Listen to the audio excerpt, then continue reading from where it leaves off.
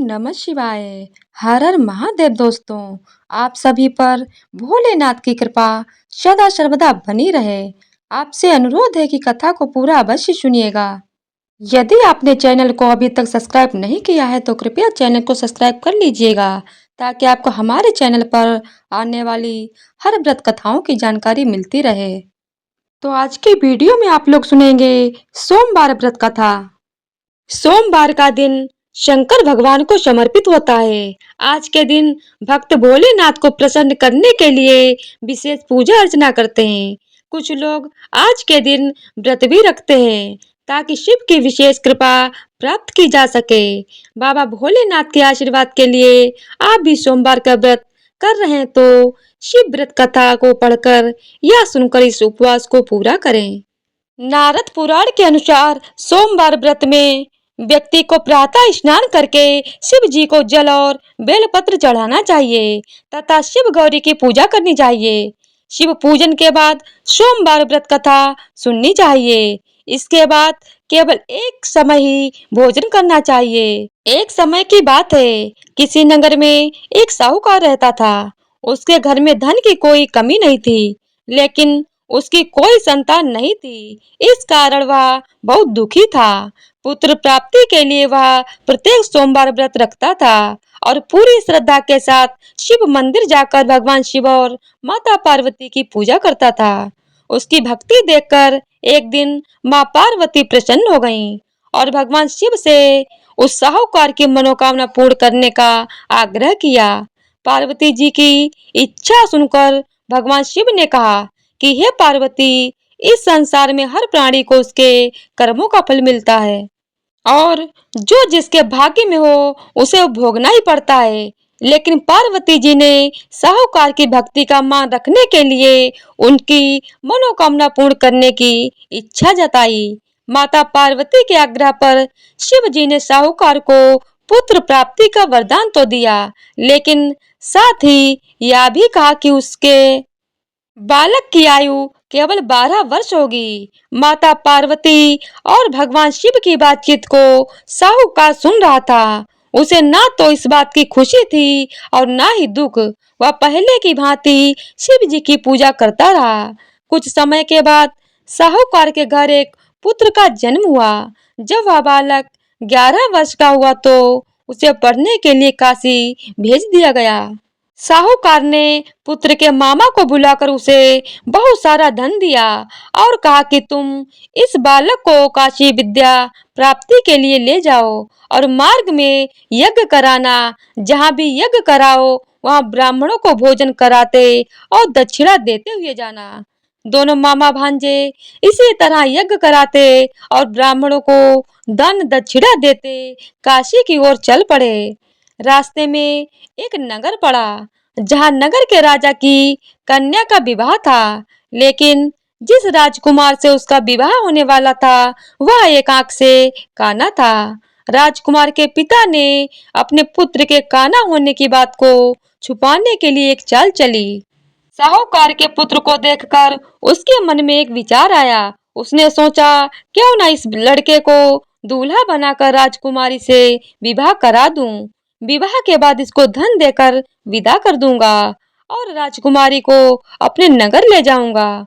लड़के को दूल्हे के वस्त्र पहनाकर राजकुमारी से विवाह करा दिया गया, लेकिन साहूकार का पुत्र ईमानदार था। उसे यह बात न्याय संगत नहीं लगी। उसने अवसर पाकर राजकुमारी की चुन्नी के पल्ले पर लिखा कि तुम्हारा विवाह तो मेरे साथ हुआ है, लेकिन जिस राजकुमार के साथ तुम्हें भेजा जाएगा वह एक आंख से काना है। मैं तो काशी पढ़ने के लिए जा रहा हूँ। जब राजकुमारी ने चुन्नी पर लिखी बातें पढ़ी तो उसने अपने माता पिता को यह बात बताई। राजा ने अपनी पुत्री को विदा नहीं किया, जिससे बारात वापस चली गई। दूसरी ओर साहूकार का लड़का और उसका मामा काशी पहुंचे और वहां जाकर उन्होंने यज्ञ किया। जिस दिन लड़के की आयु 12 साल की हुई उसी दिन यज्ञ रखा गया।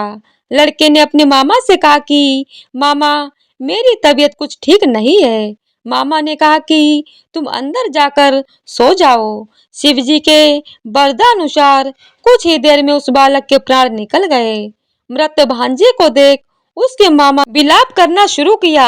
संयोगवश उसी समय शिवजी और माता पार्वती उधर से जा रहे थे। पार्वती ने भगवान से कहा, स्वामी, मुझे इसके रोने के स्वर सहन नहीं हो रहे हैं। आप इस व्यक्ति के कष्ट को अवश्य दूर करें। जब शिवजी मृत बालक के समीप गए तो वह बोले कि यह उसी साहूकार का पुत्र है जिसे मैंने 12 वर्ष की आयु का वरदान दिया था। अब इसकी आयु पूरी हो चुकी है। लेकिन मात्र भाव से विभोर माता पार्वती ने कहा कि हे महादेव, आप इस बालक को और आयु देने की कृपा करें, अन्यथा इसके वियोग में इसके माता पिता भी तड़प तड़प कर मर जाएंगे। माता पार्वती के आग्रह पर भगवान शिव ने उस लड़के को जीवित होने का वरदान दिया। शिव जी की कृपा से वह लड़का जीवित हो गया। शिक्षा समाप्त करके लड़का मामा के साथ अपने नगर की ओर चल दिया।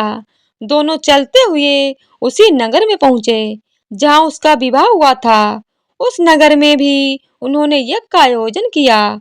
उस लड़के के ससुर ने उसे पहचान लिया और महल में ले जाकर उसकी खातिरदारी की और अपनी पुत्री को विदा किया।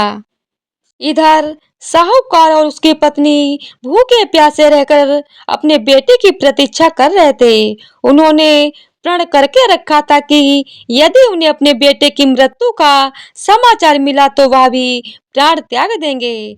परंतु अपने बेटे के जीवित होने का समाचार पाकर वह बेहद प्रसन्न हुए। उसी रात भगवान शिव ने साहूकार के स्वप्न में आकर कहा, हे श्रेष्ठी, मैंने तेरे सोमवार के व्रत करने और व्रत कथा सुनने से प्रसन्न होकर तेरे पितृ को लंबी आयु प्रदान की है। इसी प्रकार जो कोई सोमवार व्रत करता है या कथा को सुनता है और पढ़ता है, उसके सभी दुख दूर होते हैं और समस्त मनोकामनाएं पूरी होती हैं।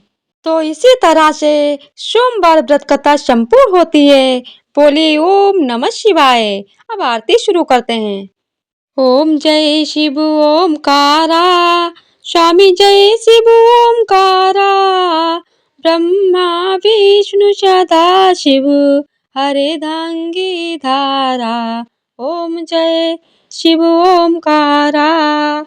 एकानन चतुरानन पंचानन राजे, हंसासन गरुड़ासन वृषवाहन साजे। ओम जय शिव ओमकारा। दो भुज चार चतुर्भुज दस भुज अति सोहे, त्रिगुणी रूप निरखते त्रिभुवन जन मोहे। ओम जय शिव ओमकारा।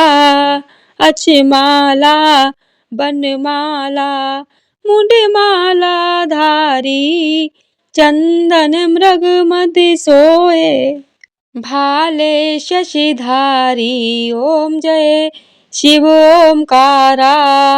श्वेतांबरे पीतांबरे बागंबरे अंगे, शनकादिक गरुड़ादिक भूतादिक संगे। ओम जय शिव ओमकारा। कर के मध्य कमंडल चक्र त्रिशूल धारी, सुखकारी दुखहारी जग पालनकारी। ओम जय शिव ओमकारा।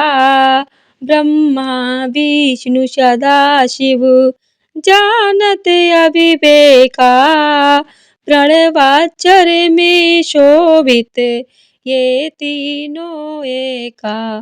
ओम जय शिव ओमकारा। त्रिगुणी स्वामी जी की आरती जो कोई नर गावे, कहत शिवानंद स्वामी सुख संपत्ति पावे। ओम जय शिव ओमकारा। बोलिए भोलेनाथ की जय हो।